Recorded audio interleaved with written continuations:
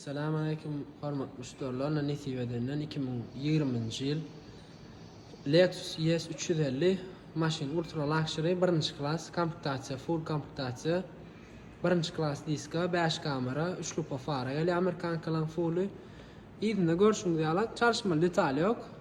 Bitkoşuk bagaj çalışma mümkin. Maşin brown salon, Mark Levinson audio sistemi. Şular ýalyk mebellara mitkoşuk açyk renkde gelýär. Ulu montor. Gat ütköşük model dostlar, bular ya modelken gabadan belene 37.000 mil geçen.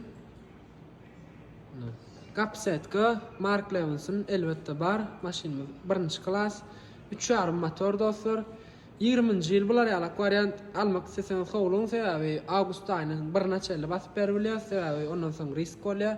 28-nji aýda dostlar 21 model.